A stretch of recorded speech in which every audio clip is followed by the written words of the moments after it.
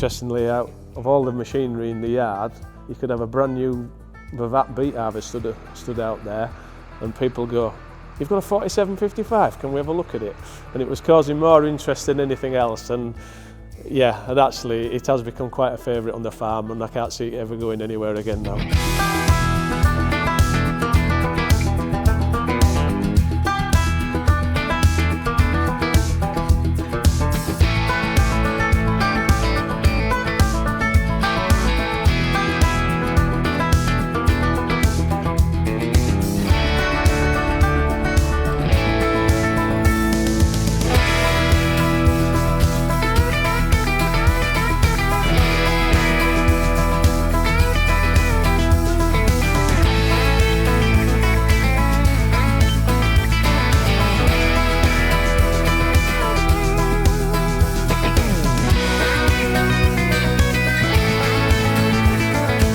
Right, Eddie, tell us a bit about yourselves then. Whereabouts are we and what is it you guys do? So we're just outside of Tadcaster, between Ullscale and Tadcaster, not far from Towton village. We're on some of our own sugar beet this afternoon, lifting for ourselves. Mainly we're sugar beet contractors. We drill and harvest sugar beet as well as grow it ourselves alongside the rest of the contracting business and farm that we run as a family. We're stubble to stubble contracting. We rent land in to farm ourselves for cereal crops, so wheat, barley, beans, oilseed rape, as alongside our own sugar beet crops. So how long have you been your family been contracting for now then? So my great granddad started contracting in 1921, so 105 years now, well this year. And he started with a horse and plough after he came out of the First World War injured, and then bought himself a horse and plough and started contracting. And then we've just sort of bought land for ourselves as we've gone along over the last 100 years or so. And I am the fourth generation that's coming through. So. Hi, my name's Graham Liddle. I'm a partner of GA Liddle & Son. We're a contracting and farming business based in Cawood in North Yorkshire, not far from York. I've grown up on the farm all my life, born into farming. So so we've been growing sugar beet on this farm for decades. So sugar beet's been quite a big part of my life growing up. I remember from being very young in this building here, repairing sugar beet harvesters late on the night with my dad instead of revising for my GCSEs, being told off by my mum. Yeah, I was driving some of the 6-row harvesters when I was 18 years old, when we got our second one, and yeah, sugar beet's been quite a part. And then round about 2012, I joined the NFU Sugar Board as well. So I spent 12 years on the NFU Sugar Board, which has been a fantastic experience. Really enjoyed it, met some great friends, and hopefully I've done a little bit for the beet growing industry in the UK as well. So yeah, it's been really good, I enjoyed it. Things have changed quite a lot over the years, especially in the machinery. Back in the 80s, 90s, when I was growing up driving the old Morrows, not giving Morrows a bad name, but they were good in the day, but I seem to be just welding them up nearly every weekend and sorting them out. And then as things have gone on and they've moved on, we got onto the tanker harvesters. After the Morrows, we ended up with some recam tankers, and that changed things dramatically, I think. And then around about 2002, we ended up getting our first Vervaet machine, and we've been on Vervaets ever since. They've been really good. They're a good, reliable, sound machine. They've got some good output and some good service through Jeremy Riley's as well. So at the moment, we're stuck to Vervaet, and yeah, I enjoy them. They're good. So what sort of acreage of sugar beet are you dealing with each year then? So we're harvesting around the 3,500 acre mark just at the minute. Last year we lifted nearly 4,000 acre of sugar beet with our 2 self-propelled Vervaets, and then this year summer 2025 we converted an old 625 Vervaet machine into a chaser, which is now running alongside us today. And who are you growing for? So all of our sugar beet and most of our customers' sugar beet all goes into British sugar factories. Mainly, the majority of the sugar beet that we lift, or nearly all of it, will go down to the factory at Newark. Is that the closest factory to here then? Yeah, so that's the closest factory to us. We're around 50 to 60 miles away from the factory, just depending on which farm we're at and where we've taken land on, or where the customer's based. And am I right in saying that factory, it's only seasonal, isn't it, that factory? Yeah, that's it. Yeah. So the factory opens this year. It was around the second week in, I think it was around the second week in September, and this year they'll run through till, well, I think the end of February this year, but the last few years has been we've had longer campaigns where we've got into March, end of March and things like that. So a short campaign is, well, it's quite a good thing, gives us a chance to get turned around before we start drilling sugar beet again for spring. Does it get tight? Can it be a bit stressful towards the end if you've got customers ringing last minute panicking? Does it get a bit? With us doing the acreage that we're doing, and we've got the luxury of having 2 machines, so we can get on when we need to do. If we've got customers waiting, or we want to be on, we've got a bad patch of weather coming, we've plenty of capacity to keep going and get everything tidied up before the end. And what's the beet job like as a whole at the moment? Just at the minute, the world price for sugar in general is down, so it's brought the price of the sugar beet crop down. So it's just as things come, when wheat and barley prices and everything else are down at the minute. So farming in general is a bit difficult, but we keep going. We're invested in sugar beet, and we're not coming out of it anytime soon. So just keep going. Yeah, so the beet industry has always been very up and down, Neil, and depends on the price, of course, which is negotiated by NFU Sugar every year with British Sugar, and it does fluctuate. We've had a couple of good years that we've done really well with, and it was exceptionally well. And just at the moment, the price is falling, and the area grown in the UK is going to be falling, so that will affect us, I think, all contractors. But yeah, it has its ups and downs, but I don't know, it seems to be a good crop to grow, and I enjoy it. It's a nice break crop, so we keep at it. Yeah, so our beet goes down to British Sugar factory at Newark. They supply the likes of Coca-Cola with sugar. Anything you see with silver spoon on the bag, that comes from British Sugar as well, and about 55% of the UK sugar is supplied by the British growers. When it gets down to the factory, the loads are sampled. Samples are then taken through to Wissington factory, through to the tare house, and then you get sampled for dirt tares and sugar percentage. It's based on 16% sugar, so if you get a bonus if it's above 16, or a deduction if it's below 16%. I think a good crop of sugar relies on Mother Nature a lot as well, trying to choose the right variety and finding the best bit of land, a good bit of healthy land that's had some muck, plenty of fertiliser to it, looked after, hope that it rains on it at the right time, and come back with some good crops of sugar beet. I mean, this year I was quite surprised actually, because it was a very dry summer, but the sugar beet has bulked up dramatically, and we're getting some exceptional yields this year. In fact, we've been getting some of the biggest yields ever on some of the land this time. Yeah, so on the RL list there's about 20 different varieties to choose from, and they do range differently, because some are better for disease, different diseases and pests. Some yield slightly better than others, and then there's also what they call smart variety now, which is sprayed with Conviso spray, and that's just one single herbicide.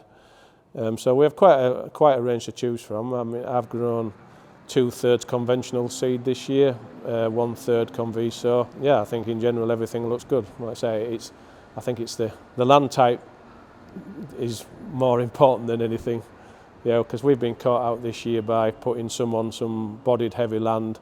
It's done better than I thought, but not too good. But a bit of real nice black sand has done exceptionally well this year. So quite pleased with quite a lot of our crops. Right, so let's talk a bit about this machine that we're sat in today then, because this is the new Q Series.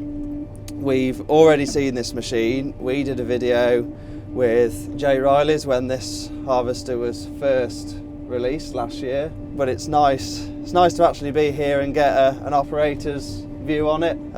So how long have you been running this machine now? This is your first season, isn't it? Yeah, so we've had this machine since Well, it was delivered the end of August, as they often are when we buy one new. The Philip Camplin brought it up straight from the docks. And then Riley's came and launched it with us in September when we started on our first day out. This is our 5th Q Series we've had. So we had one the first year in 2017, and then we had one in 18, 21, 23 and now 25. Well, the talk about it is revamped. They've changed the styling, the stickering. It's got the new X11 cab on it. It's got the new lifted units on it. So it feels like a completely new machine compared to what we've had previously. I think the cab is the biggest step forward, isn't it, would you say? Yeah, so this is the most noticeable change on the whole machine, really, from an operator's point of view. Well, it's very similar but very new, and I think it's the right balance between change and similarity. As I think in your previous video Luke said, all this armresting here has changed, but the joystick stayed the same and the screen is very similar, if not identical to what we've had previously. So I've jumped straight off the last Q Series onto this one.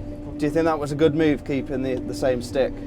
Yeah, I personally think so. We've previously had a Claas combine with the other type of joystick that the Claas offer, and for what this machine does and how it operates, and the layout of the buttons on this joystick just seem ideal for what we do. Going back to the cabs, when you see this harvester and the chaser alongside each other, you realise how far the cabs have come over the years, don't you? Yeah, that's it. So the chaser is a 2006 model.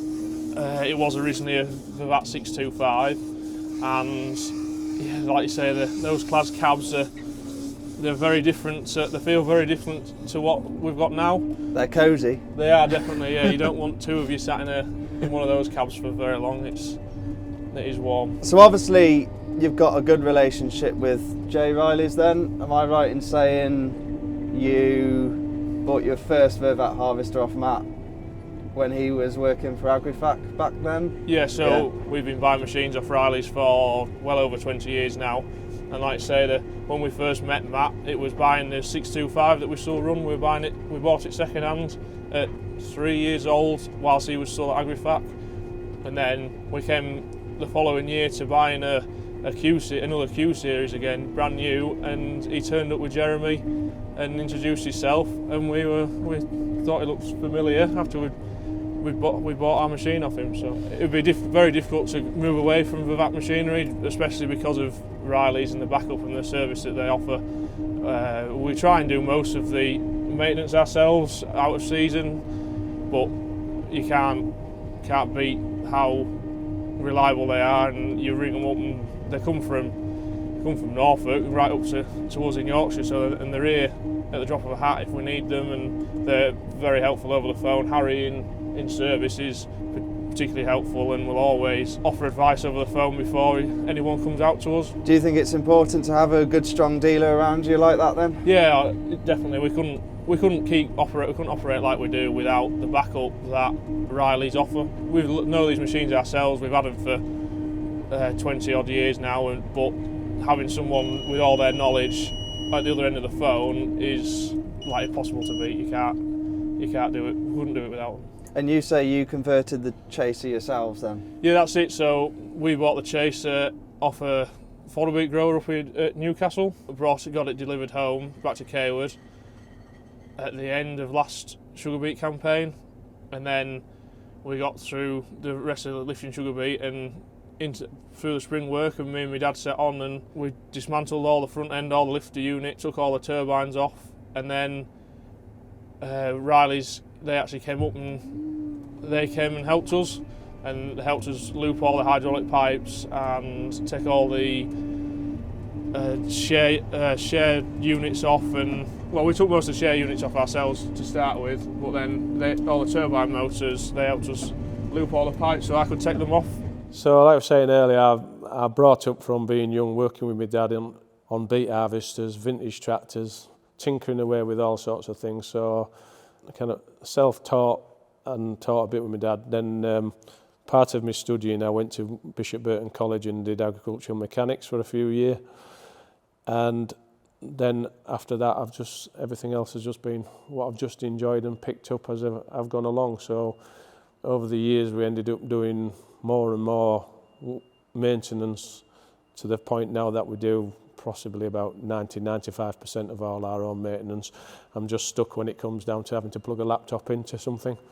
That just baffles me.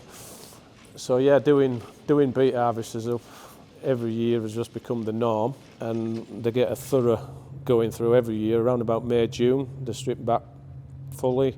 Everything is looked at to make sure it's going to last the season. Even going back to when I was younger, I used to enjoy making things. I used to make extra sideboards for trailers. I've made 4-metre cultivator drills to go underneath an accord corn drill. I made a selection of bits and pieces to go on the farm. So making things and welding and fabricating has always been quite interesting. So when I saw the opportunity to have a go at building the chaser, that was like, yeah, I think we can do that. Let's have a go at it. We can do it. I didn't do it entirely on my own. We did it together with some of the staff that worked for me. They were pulling it to bits, taking all the lifting gear off it, taking some of it off. That went onto the 625 that we've got now, and helped towards maintaining that. And then once it got pulled down, I got the grinder out and the gas bottles out, and we started cutting it up and converting it into the chaser that we see now. So I think we started around about early May. I had 6 weeks of long hours working on it, really enjoyed it. We had to take all the front end off, all the lifting gear off it, and then pull all the elevators and augers out of the tank, and then load the left-hand side so that it was lower to get the elevators over from the harvester. But by pulling out the elevators and the augers gives you the opportunity to put a longer unloading elevator on it. So I took all the unloading elevator off it, spliced just over 1 metre of extra length into the elevator, and then I just did up the tank floor, new chains in it, and then it left us to making a weight block. So I think we took off approximately 16 tonne of metal with all the lifting gear and cleaning gear from underneath it. So we replaced that with the weight block that's on the front of it, and that's just over 4 tonne. I built the weight block and then just got the concrete mixer wagon and backed it up and filled it up to the top to get it in. I did have a plan of getting somebody else to give me a hand to spray it up, but in the end we set on, and a few days of Eddie and myself with some flapper discs and DA sanders, and we got it cleaned up and got it sprayed up. And then luckily there's a chap in the village that does the letters and sign writing and lettering and vinyl lettering, and he worked on it, and we copied off the internet and did it as we did. And yeah, sprayed it up. Of course, if you notice, it's sprayed up in the new colours, which was Eddie's idea, and I thought, yeah, that's quite good, so it matches the new harvester that we've got now. What are some of the benefits with it then that you've noticed since you've been running the chaser? So definitely less compaction in the field. You can just tell the difference between where a field the chaser's been in and a field that a trailer's been in. It's not cut up. A trailer, especially this time of year, we're now in the middle to end of January nearly, and a tractor and trailer, when it's been a bit wet and the frost is just coming out, we'll just cut a field up and you'd have tractors spinning about everywhere and it'd just be a blathering mess, whereas the chaser just plods along, steady away, and leaves the print exactly the same as a harvester, and you're not making ruts that you don't need, and if it is a bit soft and wet, it travels like a beet harvester, which are always travel better than a tractor and trailer. And it also means that we don't end up with mud on roads like we would with you can't control mud on road. It's out of a sugar beet field unless you've got a bucket scraping the road nearly. A normal road sweeper struggles. They do really well, they do a really good job, but they also struggle to keep up sometimes. So the chaser, when the tractor and trailers just come back on the headlands, it means the road sweeper, either we don't need one or it doesn't take as much sweeping for them, and they can make a proper job and make a really good job like they want to do and need to do on the road. So. And 9 times out of 10 you can keep you moving pretty much all the time? Yeah, there's the odd time that you get in a really long field, and obviously you might normally maybe would have filled 2 trailers downfield, but we've only got 1 chaser, so and he ain't far away. A lot of the time, tractors and trailers that you go to, they don't empty the tank even on this Q Series, so being able to empty the tank fully every time, and the chaser driver just takes it to the end of the field, and he'll often load a full trailer and maybe half of a trailer, and then he gets empty as well. So both machines are running with as little weight in as possible all the time, and hopefully trying to look after the land as best we can. So just remind me then, what's the tank size on this machine? So I think officially a Q Series holds around 18 tonne. And what's the size of the tank on the chaser? So the chaser was originally a 625, Yeah. so it would have originally held 25 tonne, but with us, we've chopped the side down, but we've also filled in a couple of little gaps in where the ring trace would have been, and we reckon it probably holds around the 18 to 20 tonne mark, or maybe a little bit more. It definitely holds more than the Q Series, so I would imagine it holds over 20 tonne. We have actually been straight over the side of a lorry before with the Q and the chaser, and a big tank full on the chaser and a big tank full on the Q Series seems to manage to fill a lorry quite well. There are chaser trailers available for behind tractors, and there has been a few conversions that I've seen of different manufacturers and different machines that people have done to make into chasers, and Vervaet have done one or two, and I don't know if Vervaet themselves and Jeremy Riley's have done so many, because actually Harry Skeet, the service manager for Jeremy Riley's, was very helpful to me, and he did send me a few photos of one that had been done before, just to show roughly how they'd taken the elevators out and built up inside the tank to blank it all off. And then after that I zoomed in on a lot of photos on the internet and had a look, see what people had been done before, and then from there onwards we got on with it ourselves and made it up to what it is. There's definitely been a good cost saving. There's been a lot of hard work as well though. It's been a great project. I've enjoyed doing it, and it's great to see it working in the field, and risk of sounding a bit big-headed, but it's great to see it working, saying I built that. Yeah, it's been our project, and yeah, we did. Yeah, we built that, and it's great to see it working. And earlier on in the season it wasn't out too much, but as the season's gone on and people have seen it and conditions have changed, it's getting busier and busier, and it's out quite a lot of days of the week now. Yeah, quite a few people have asked me if I would build another one, and seeing it working today in that long field, I could nearly do with two myself. And one or two people have already said, are you going to build another one and sell them? Which could be done, but there was a lot of hours and a lot of hard work on it, and yeah, I probably wouldn't say no if I wanted to build another one. There's a 625 parked outside now that could be converted maybe shortly. If I find another 625 to replace that, I'll build another one. And what other harvester are you running alongside this one? So our second machine is a 14 Reg Vervaet 625, which is the one that we bought off Matt at around the same time we got our first Q Series. So we've had it a while now really, and we overhaul it every season, well out of season, in our own workshop between me and my dad and our staff members that we have as well. So I'm seeing a lot of brand loyalty with Vervaet.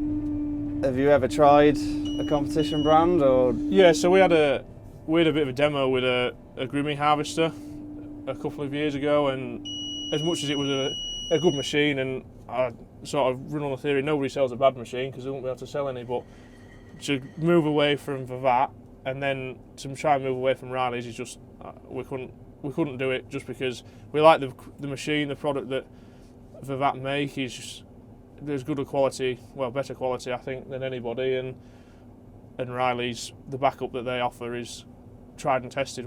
It's not wrong, so we don't want to change it. It's very good, and it'd have to be something would have to go wrong with Vervaet or Riley's, or somebody has to come up with something that's absolute game changing for us to swap. I think we really like the Vervaets. We've had spent a lot of time working on them and driving them ourselves, so to move would be quite difficult. Yeah, so the new Q looks as though it's going very well. Very minor little teething troubles that Vervaet and Jeremy Riley's have been very good with to sort out. Nothing to complain with at all. But the machine's good. The output on it is exceptional, like normal, goes a treat. Yeah, as much as I like to do my own spannering and keep things in order, it's also nice to have something that's absolutely 100% reliable and covered by some warranty as well. So we like to try keep the queue going the bulk of the time and do the majority of the work with it. And then the 625, we're quite happy to keep that tidy ourselves and keep it in good order. It still has to make a good job like anything else does, and it still does quite a bit of work actually. So yeah, we'll probably keep the queue another year and see how the industry's going, and if people are still growing beet enough, she'll probably go again and get another queue and keep it up to date. It's always nice to be able to just turn the key and fill it up with fuel and know that something's going to go well. And I see there's no roller bed down here.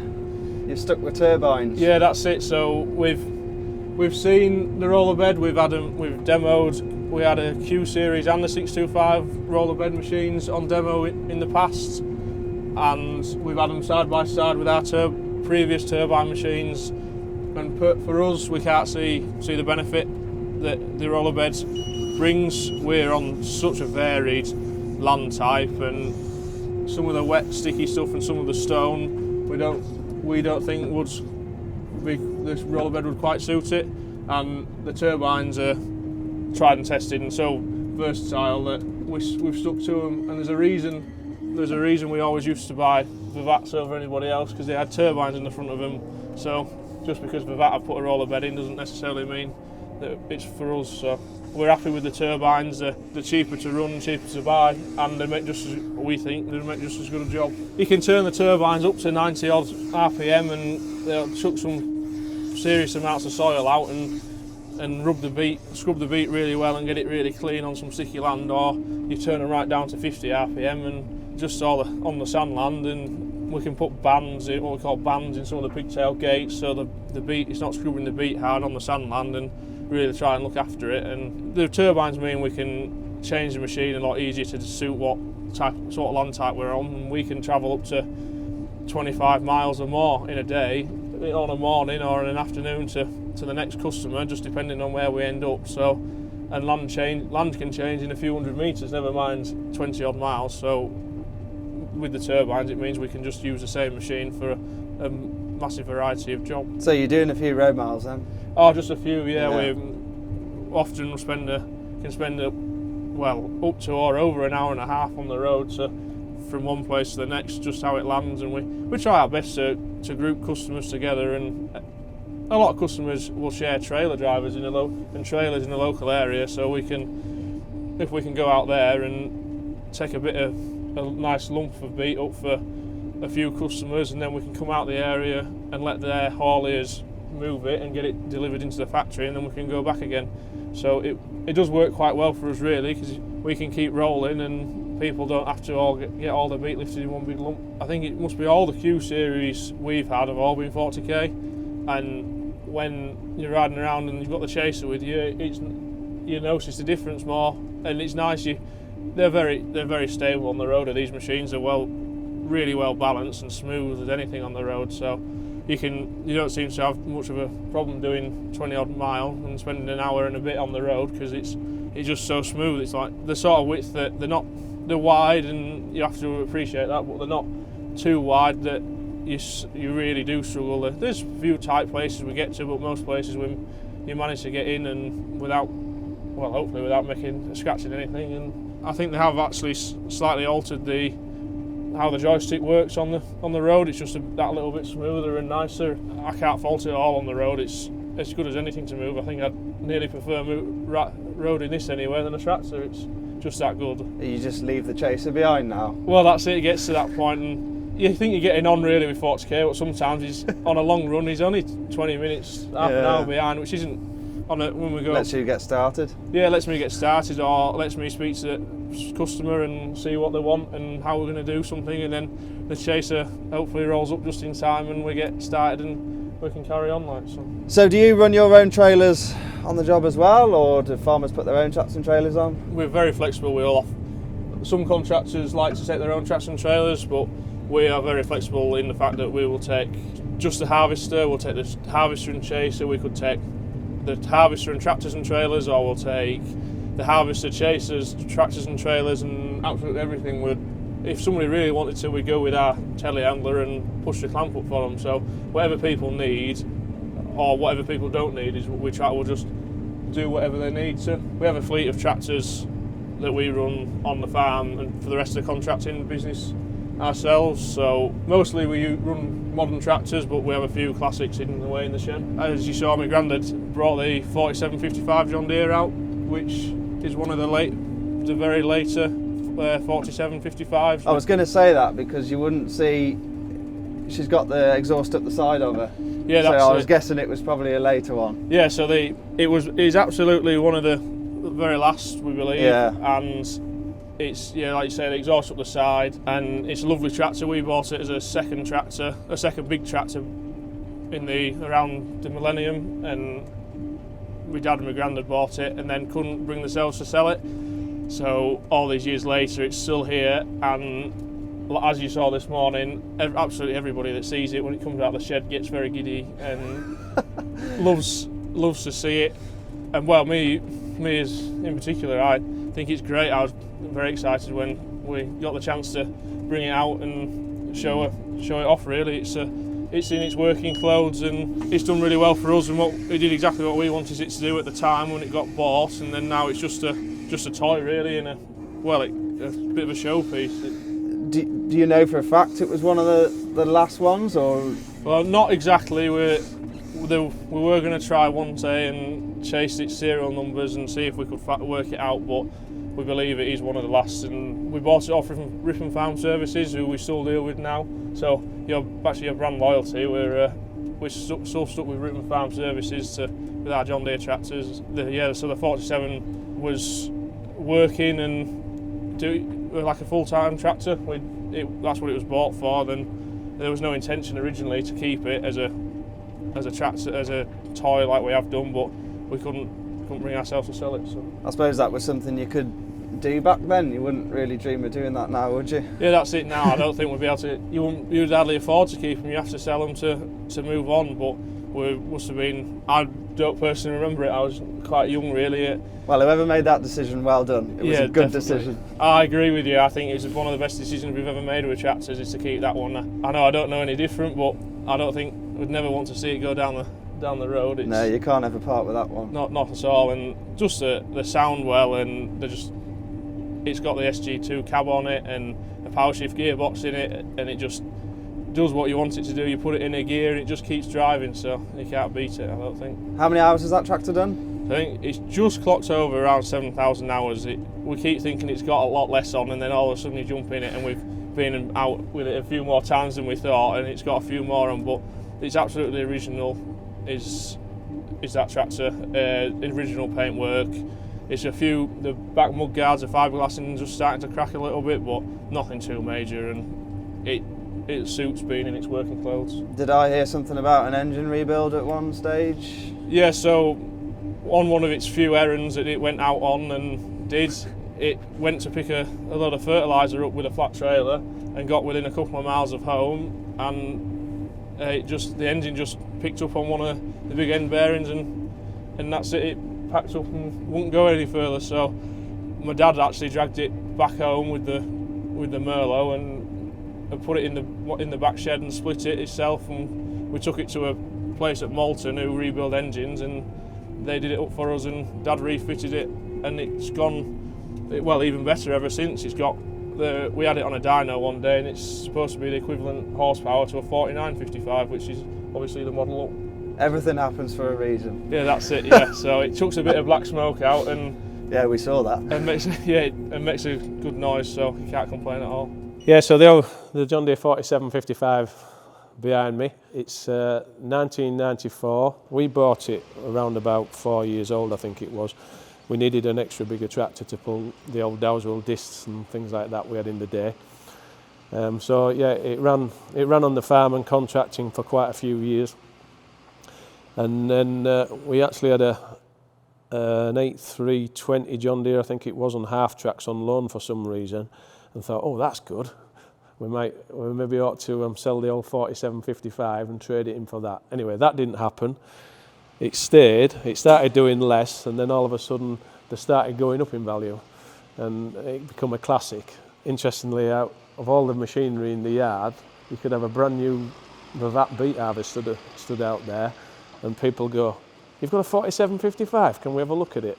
And it was causing more interest than anything else. And yeah, and actually it has become quite a favourite on the farm, and I can't see it ever going anywhere again now. Usually it comes out in harvest, and we'll put it on the Simba Express and just have a little bit of a play locally with it.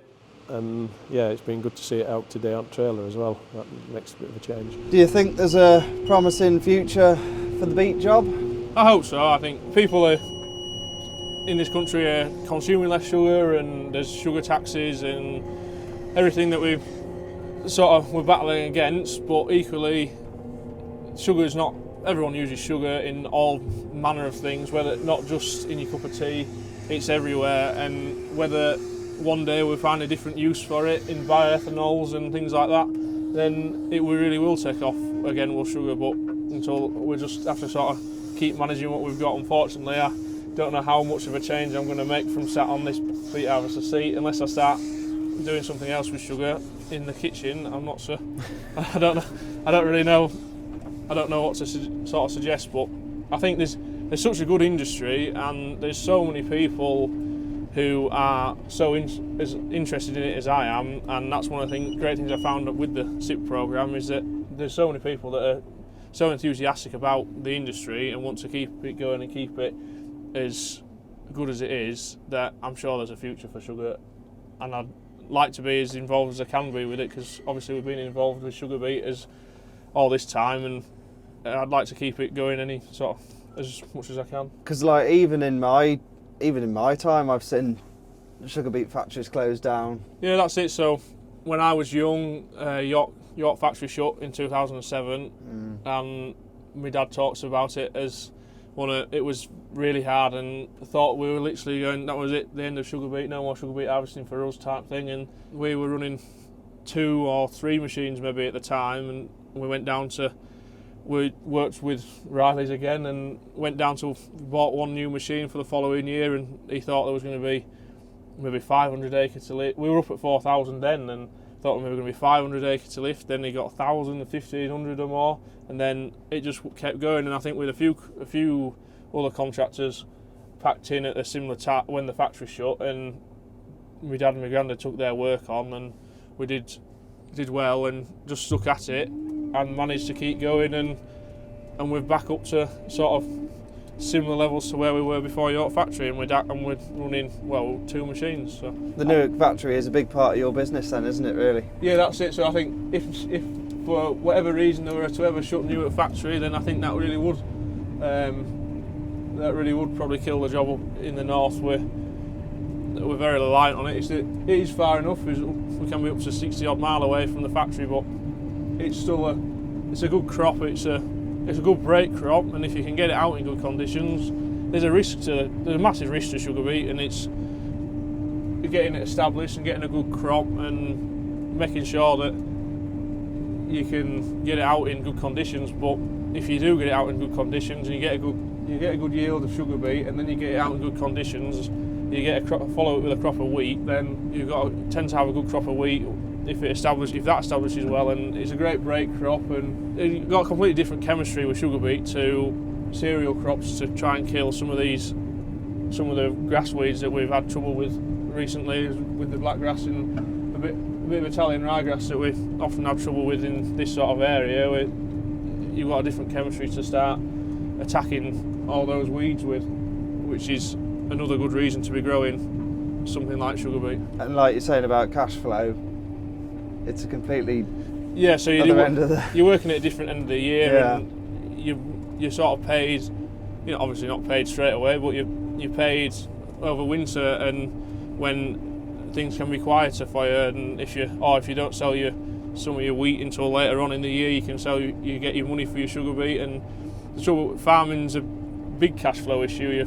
You put something in the ground at one part of the year, and you can have up to 18 months before you see any money out of it. And that's what separates farming from every other industry, is that nobody else would put their money out, lay their money out, and then wait for a return 18 months later. That's, some people call us daft, but we do it because it's your lifestyle, and that's what you enjoy.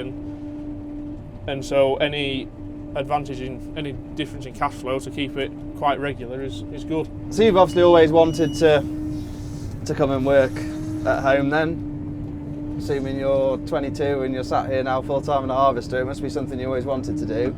Yeah. Do you enjoy working with family? Is it? Yeah, absolutely. Yeah. Well, me, my dad and my granddad, we work really well together. Obviously my dad and my granddad have worked alongside each other since my dad was about 16 or 17, so we all get on really well. There's no doubt about it. If you work with family and you say you don't argue, then you're lying, because we all always have. There's always disagreements, and well, between me and my granddad, there's 65 years nearly between us, so we're going to have different ideas. There's going to be different views on things. That's it. Yeah. But me and my granddad equally, we get on really well. And one thing we might have a difference in opinion, and another day we might have exactly the same opinion and think my dad's maybe wrong. So you have to. They've got a lot more experience than I have, and so I have to listen to them, because 9 times out of 10 they know best. But I still like to put my opinion across when I can.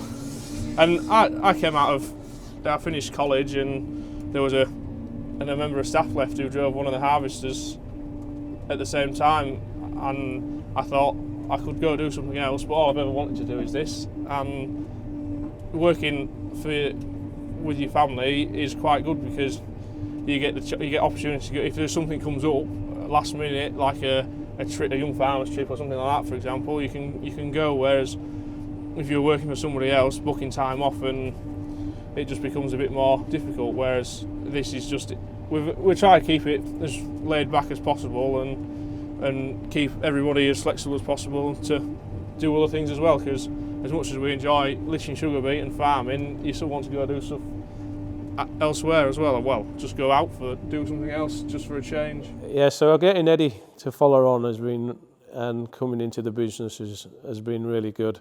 He's like me, he's been interested with it from day one. He's been grown up on the farm, as all the young lads do. Yeah, so Eddie went away to Bishop Burton as well. He did agricultural engineering course as well at Bishop Burton, and worked a little bit of time in a local Fendt Massey Ferguson dealership, and then he was keen to get home and get involved, because there's so much going on from the land work, driving tractors, drilling, spraying, spannering. We get a whole range of everything here, so he was quite keen to get back home and get involved. But then he did disappear for a couple of months to Australia, late 2024, to drive a combine, which I don't blame him. I wouldn't mind going back myself to have a go to do it as well. But no, he's great, he's good, and he's probably the best member of staff I've got. Don't tell all the others that. I would like to think that Eddie will carry on and take over as well, and just come into he's in the business now, but he'll probably come fully into the partner or into the business shortly. No, it's great that somebody else is following it. It gives you the enthusiasm and the drive to keep going. I think if there was nobody following the business, I don't think I would have the drive and the ambition to keep going, especially with how things are with politics at the moment, and the costs, the input costs, and what we're getting for commodities at the moment. It is hard work just now, but having Eddie following, and actually I've got a daughter, Jess, who we've seen today. She's just been driving a tractor a bit. She's not as involved, but I'm quite happy if Jess wanted to be involved in it as well. It'd be great to have them both interested in it.